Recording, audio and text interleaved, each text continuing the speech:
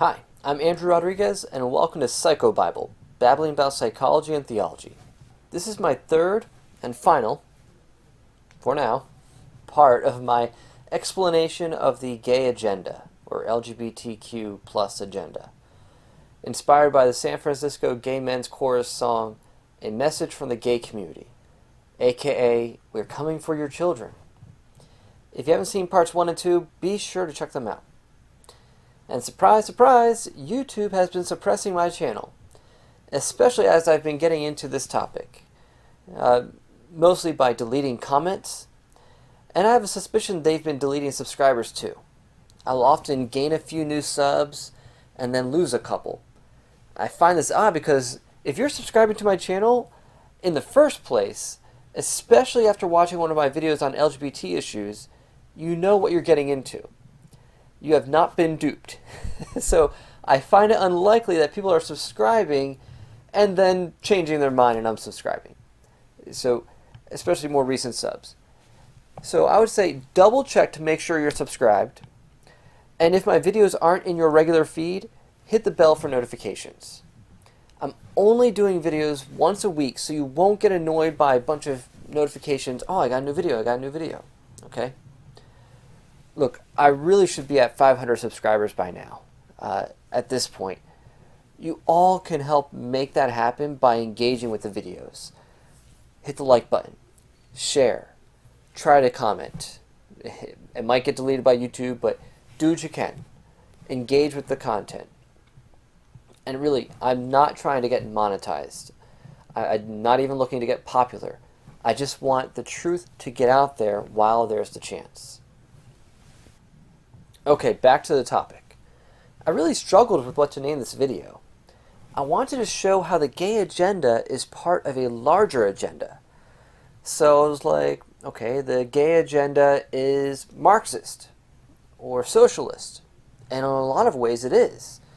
It's all about the oppressor versus victim narrative and about the oppressed sexual minorities rising up and overthrowing the system and fighting for rights and against the bourgeois. Now I got some communist or Marxist friends who might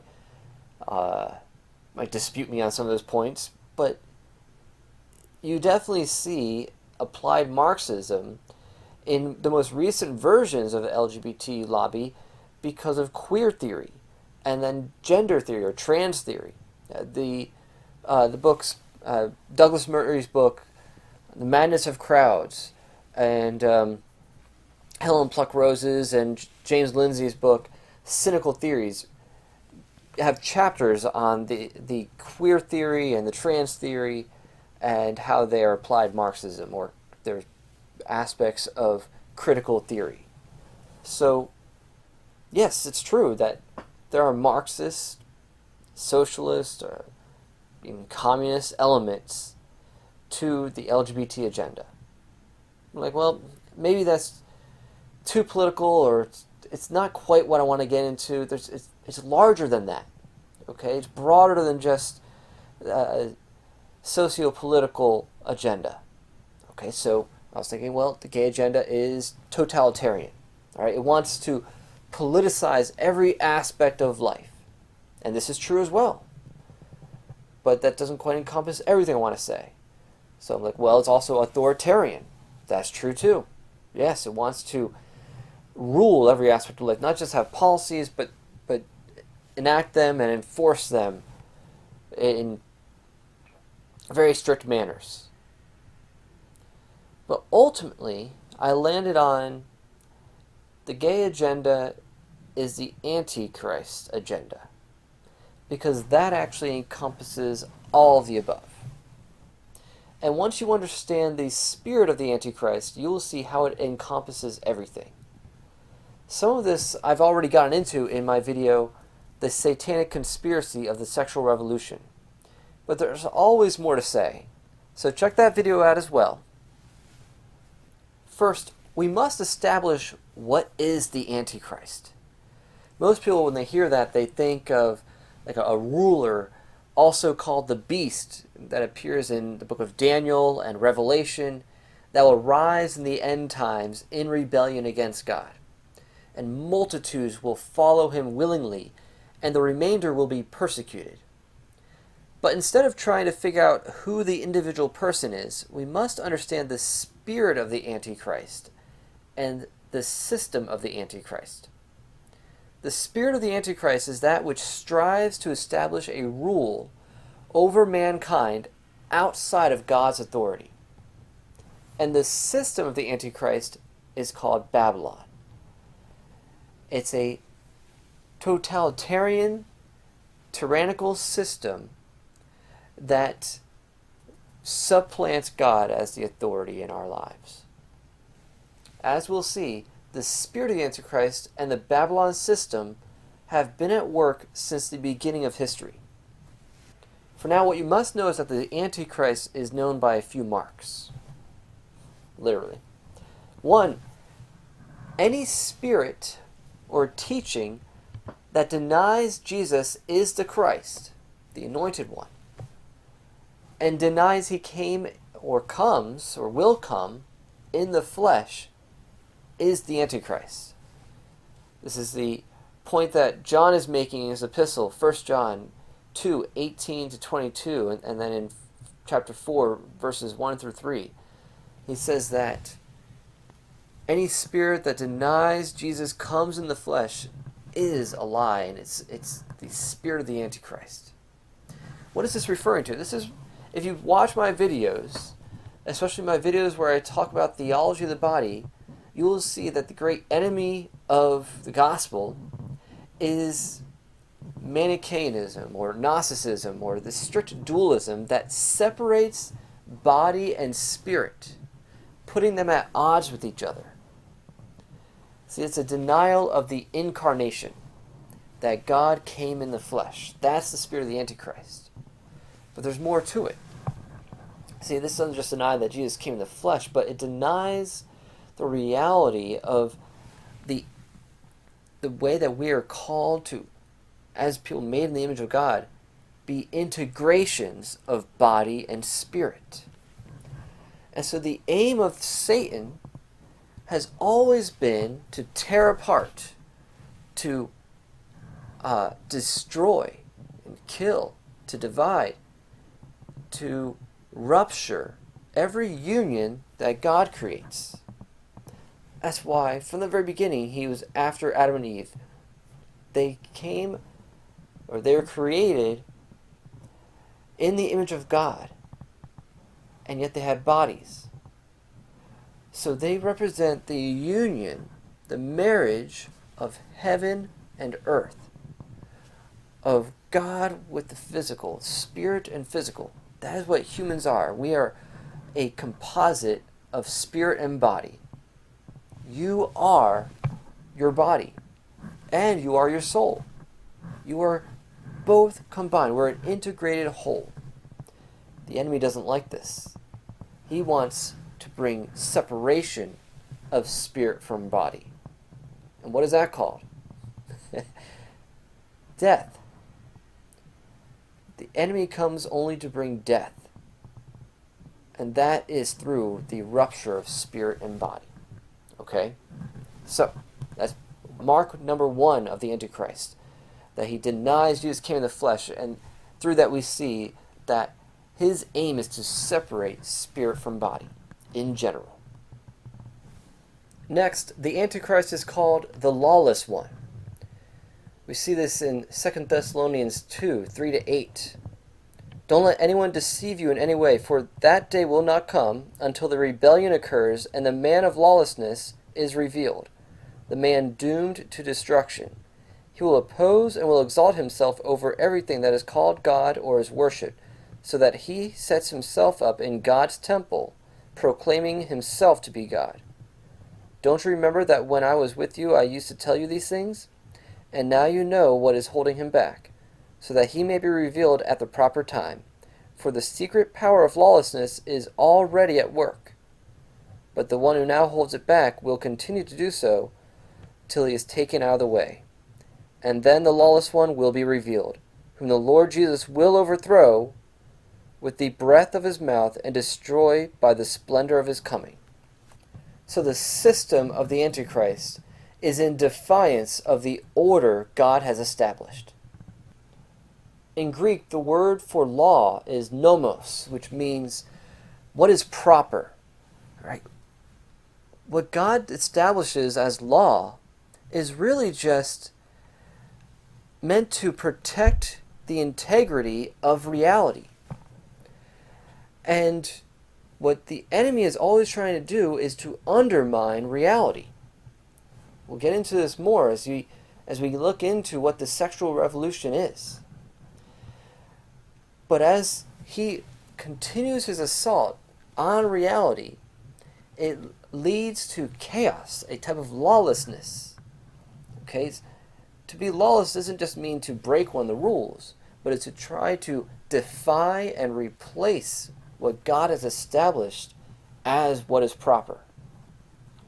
And so, the establishing of a state of all-out anarchy is precisely what the enemy must forge among all the peoples of the earth before the lawless one can be revealed. Then, with lawlessness as a global hallmark, the way is paved for the Antichrist to come and seek to bring his version of peace and set up his authority in the world. So this actually leads us to point number 3. The spirit of the Antichrist is manifested and empowered by a tyrannical system. In Revelation, we are warned about a mark of the beast on the forehead or right hand. This is symbolic. It might not be a literal mark, but the idea here is that it symbolizes identification with this system of the beast and one's authorization of the system to control how one lives. Without allegiance to the system, you cannot participate. You cannot buy or sell in the market. And that's what that market entitles you to. So this is a picture of the totalitarian and tyrannical system of the beast, of the Antichrist. In one of my earliest videos, Sexual Wholeness in a Sexually Broken World, I argue that the sexual revolution is really not new. It's actually a return to an advancement of ancient pagan norms. The first sexual revolution was Satan, in Eden, convincing Adam and Eve to overthrow the order God had established. The first commandment God gave them was to be fruitful and multiply. That was a sexual law. Think about it. First command God gave was sexual. See, and to fulfill it required complementarity and a bond in marriage in order to establish a family. So it's funny to me, when people complain about Christians caring so much about sex, I'm like, what do you mean? We've always cared about sex because God created it, and He cares a great deal about it. It's the very thing that continues His creative acts and orders a society. Yeah, He cares about sex. Satan's temptation was not explicitly about sexuality, but it was to undermine God's authority. And once that's done, enmity between man and women grew. As part of the curse of the fall, woman's capacity to bring life into existence would be associated with great pain. And the peaceful, mutually loving relationship between men and women was replaced with repression. She would desire her husband, and he would rule over her. Rebellion against God's standards always leads to sexual chaos, sexual brokenness, and sexual victimization. Influenced by sin and even fallen angels, we see mankind fall into subsequently greater sin, culminating in God sending the flood to cleanse the earth. But the spirit of the Antichrist didn't change his agenda. After the flood, the enemy moved from enticing individuals to rebel to then systematizing his rebellion. Using Nimrod, he unified mankind in a national mindset to defy God by building the city, Babel, the first manifestation of Babylon. As Steve Gallagher explains in his book, Intoxicated with Babylon, Babylon is a system that represents the entire fallen world, based on the belief we do not need God. It is the power of Satan, the spirit of the Antichrist, at work in the hearts of mankind. It represents fallen humanity's desperate effort to establish its own universal value system. Yes, that's right, a universal value system. It's not like the Babylon system or the Antichrist system lacks values, but these values are meant to be in opposition to God or as a replacement to God's values. See, the value system of the Antichrist is based on a person's temporal rather than eternal good. It's no different than what we see in the sexual revolution, where we view people as objects, as means for our own ends. So there needs to be a value system because man was created still with a conscience and an inherent need to feel that he's doing something right. So the enemy is aware of this. So he quietly formed his own unspoken set of guidelines which determine the acceptability of man's behavior. Okay, we're seeing this right now with the sexual revolution. It's a revolution. It's a replacement of a sexual ethic. So all of this is done as an alternative to the standards, values, and perspectives of God's rule and reign. So it starts with Babel, but Babylon keeps emerging throughout Scripture. Babel falls, but Babylon continues. It rises again as another kingdom. Later in Israel's history, helps with exiling Israel. And we see in Revelation a future Babylon, the whore, a mysterious whore called Babylon the Great. And people think, oh, well, which nation is referring to it? It's not a particular nation anymore. It's referring to an entire global system. See, Babylon became synonymous with the whole system of the world, not just a particular city or nation, which is under the reign of Satan since the fall. See, when man chose to obey Satan, to fall for his scheme instead of following God's rule, he gave his authority to Satan. Man was meant to rule over all of the earth. God gave him that dominion. But man surrendered that dominion to the enemy when he fell from grace, when he sinned. And so the whole world now is under the domain of the evil one. In Greek, the word for world is cosmos, which denotes an ordering together of individual parts. But apart from God, the world is ordered or organized in resistance against the will of God. The Babylon system is a global mentality that is under the domain of the spirit of the Antichrist. Because although rebellion against God's order enters us into chaos, there is no neutral territory. The chaos of sexual revolution always gives way to a new sexual ethic. Every society, no matter how primitive or corrupt, has some set of guidelines for what is proper.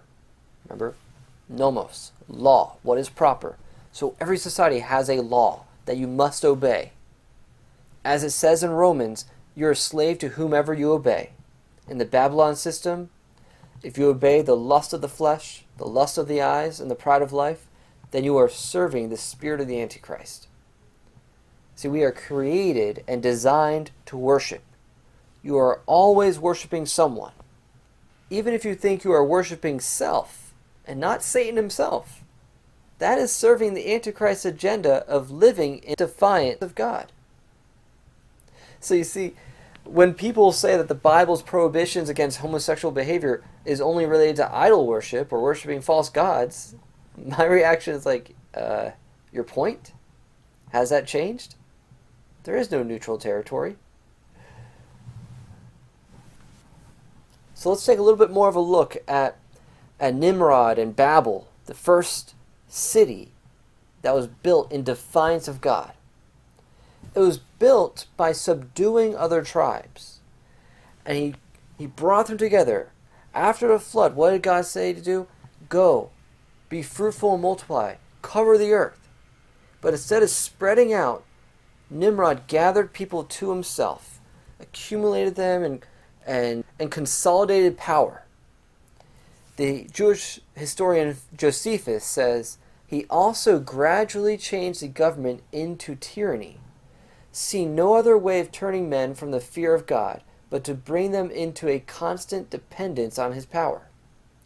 Under Nimrod's rule, the multitude considered it cowardice to submit to God. And after Babel, Nimrod founded 3 other cities, and he confederated them, thus forming the first nation. With this great city and this growing nation he was establishing, he started to build a tower. And his aim was to erect a monument symbolic of man's abilities without God.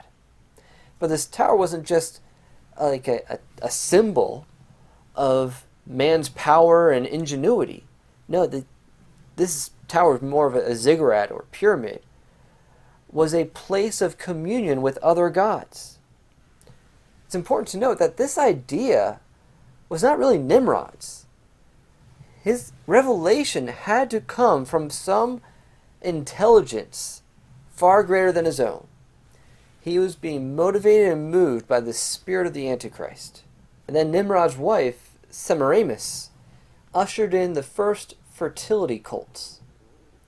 In these cults, Babylonian girls, think about that, children, were raised to believe the religious teachings of these cults. And so young virgins were expected to make themselves available as offerings for the priests. The first recordings of temple prostitutes or child sacrifices began under the Babylonian system. The most precious gifts that they could devote were their virginity, their chastity, their modesty, and their shame. And out of this spawned every false, or nearly every false religion. A few years ago, my old pastor did a series on Babylon. He did it to prepare the church to see what is going on in the world today. He taught us how in Babylon, not just Babel, but later the kingdom of Babylon, it was a totalitarian system. It took over every aspect of life, the economy. It got people in debt through banks and getting people indebted to the government or to different industries run by the government. People were now indebted. They became slaves to the system. And then there's just tons of perversion and sexual idolatry. These are the ways that the enemy keeps people trapped within the Babylon system. But thank God there came another sexual revolution. The next sexual revolution in history was the order that God reestablished through Abraham and on through Christianity. When you look at every civilization that has been influenced or founded upon Judeo-Christian sexual morality, you see a dignifying of men and women, protection for children, the elevation of marriage, and the expectation to constrain sexual practice to marriage, and the flourishing of the family.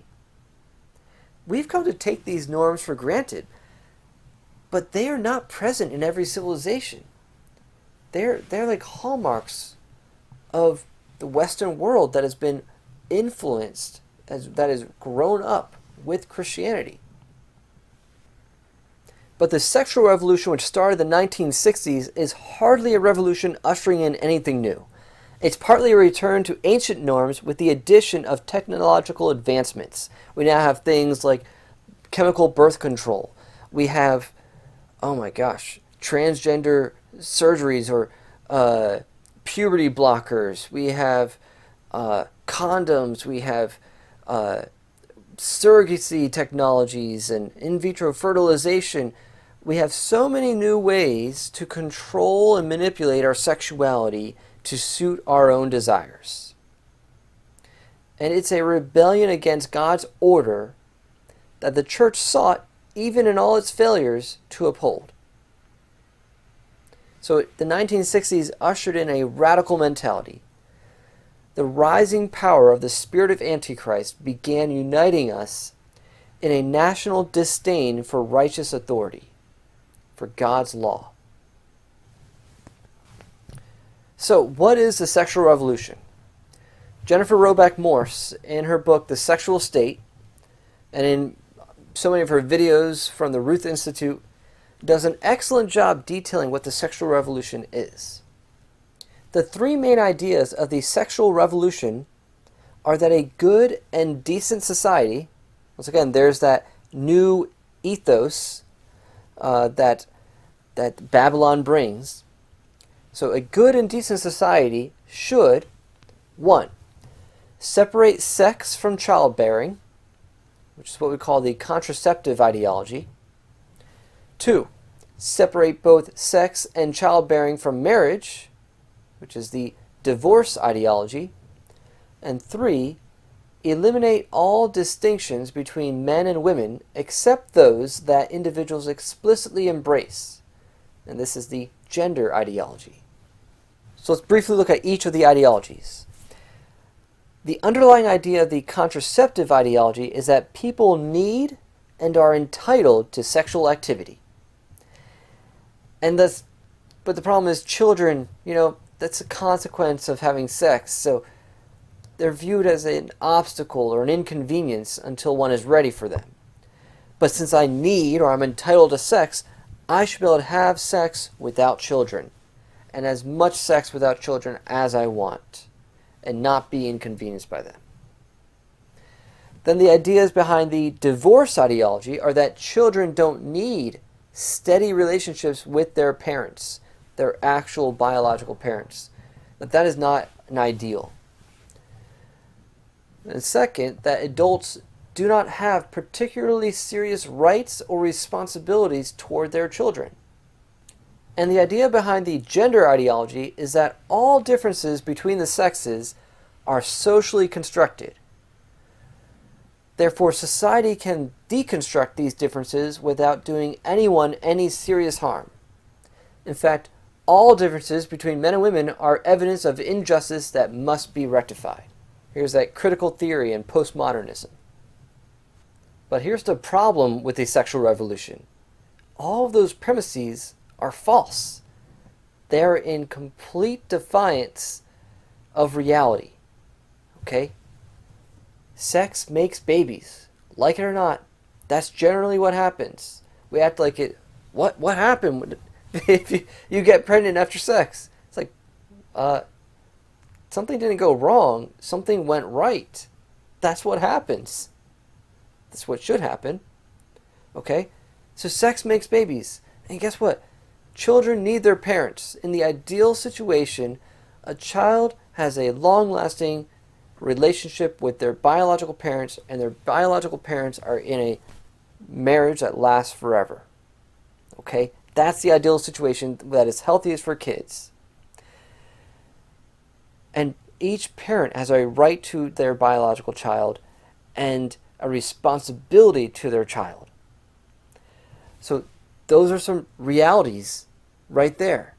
And the third reality is men and women, males and females, are different by nature, not just because of social construction or the patriarchy or arbitrary gender norms. There may be some stereotypes that are culturally bound and maybe are too rigid, sure. But where it really matters, we are born differently as male and female. So the very premises of the sexual revolution are unrealistic. They're totally irrational. Therefore, the sexual revolution needs the state. It needs a tyrannical, totalitarian, authoritarian system to enact their agenda. The diehards of the sexual revolution resent the fact that their agenda is in defiance of reality. They resent these facts. They resent that human beings live in gendered bodies. The gay agenda is built on false premises. Okay, men and women are made for each other, not men and men or women and women. The male body makes no sense by itself. When you look at the reproductive system, it needs a female, and vice versa.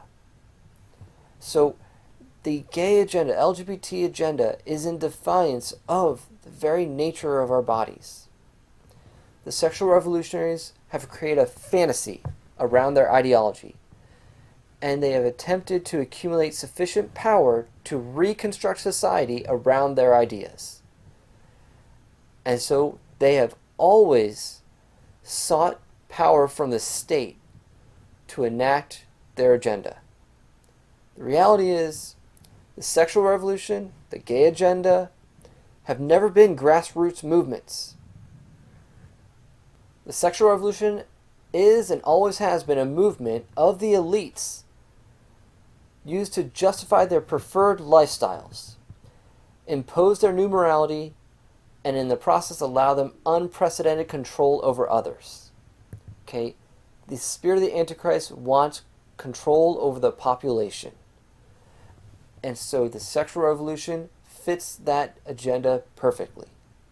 So this is why I was going to call the video the gay agenda is socialist or totalitarian or authoritarian, because the state inevitably is the mover of the gay agenda.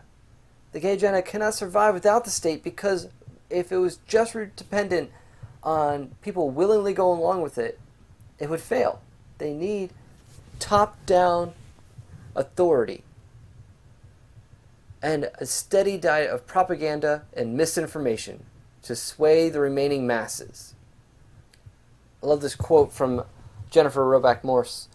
True believers in the sexual revolution regard doing the impossible as a high moral duty. They believe themselves entitled to use all available social and political power to achieve their impossible goals. My goodness, nothing illustrates that better than the transgender movement. It is impossible for a male to become a female. But they look at that as the highest moral duty, to make that a reality, to defy reality itself in order to validate their agenda, their ideology. And sadly, the gay agenda and the sexual revolution is not unique to just one end of the political spectrum. See, the left is drawn toward it because they value egalitarianism and erasing differences between the sexes. But on the more extreme ends of the right, or people who are more like Randian or libertarians or just radical individualists, they can be seduced by the sexual revolution because they value doing whatever you want with the free market to achieve your goals. So, all right, you want to have kids without being married? Okay, you should have the right to do whatever you want. You should be able to do whatever you want in your bedroom. No one should have anything to say about that. So people on one end of the spectrum and the other are both drawn in by the sexual revolution and the gay agenda. Modernism actually helped pave the way for this fascination by the left and right with equality and freedom. But the pre-modern world, the ancients and the medieval, had no problem with people being both interdependent and different at the same time. It's not that they had no concept of either liberty or equality, it's that it would not have occurred to them to attach these concepts to the issue of parenthood or the human body itself. They understood that freedom and equality still had to be constrained to reality, to natural law. But the state, in pushing the gay agenda or the sexual revolution, is trying to subvert reality. And the church will always, at least the true church, will always stand in opposition to that. But the state will only allow the church to be independent of the state for things that the state does not care about. And the state is daily expanding its concept of what it sees as important. So its reach is going to stretch into your churches. You cannot just say, well, we just need to be concerned about how the church deals with this. Sorry. At some point, we need to get politically active. So, how does the sexual revolution and the LGBT agenda in particular fit the Babylon system? Let's compare it to the marks of the spirit of the Antichrist. First, there's a denial of the integration of spirit and body, of the incarnation. Sexual orientation and gender identity are determined by thoughts and feelings, not biological design. Instead of understanding that the body reveals the person, the body is viewed as an obstacle to one's true self being accepted. This is a phenomenon in both homosexuality and transgenderism. See, a lot of people, we've moved past accepting homosexuality, and now the battleground is transgenderism. But the reality is, both are in denial of the body. See, what is normal? What is normality? Normality is that which functions according to its design.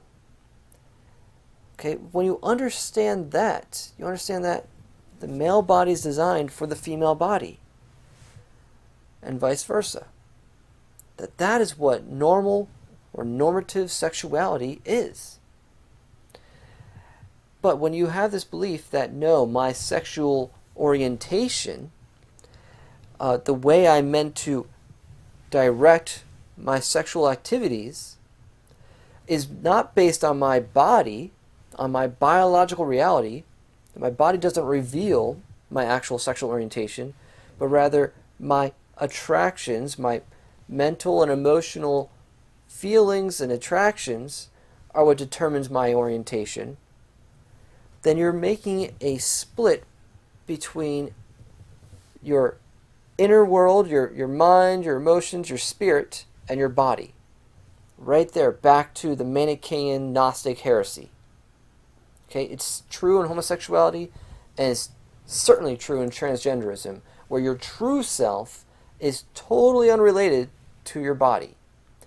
And the body is viewed as an obstacle to living authentically as your true self. So the goal is to change the body to match the mind. Because we valued the spirit, this idea of who you really are is how you think. I mean, this is ancient, but it also has been propagated through modernism with Descartes' idea of I think, therefore I am, ushered in a modernistic version of the Gnostic heresy, that your true identity is in your mind, not the mind and body integrated together, your spirit and body, which is the way God designed humans. The human being is both body and spirit. So the sexual revolution is meant to defy that reality. And we see that for certain in homosexuality and transgenderism.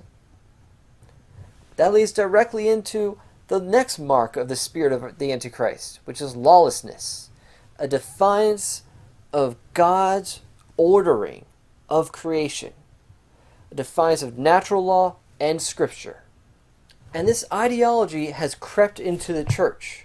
After thousands of years of understanding homosexual behavior as a violation of God's sexual standards, people are now claiming the Bible had it all wrong, or we've been misunderstanding the Bible for thousands of years. But look at their arguments, and you clearly see that they're basing their revisionist theology on their experience. This reveals that their authority is themselves, not God, not God's Word, not the Logos by which all things were created. And the third mark of the Antichrist is the establishment of a new system of authority based on man rather than God. The gay agenda and the whole sexual revolution seek to supplant God and His design as the organizing principle for humanity. They don't just want chaos. They want a new system. And whether they realize it or not, it's under the rule of the Antichrist.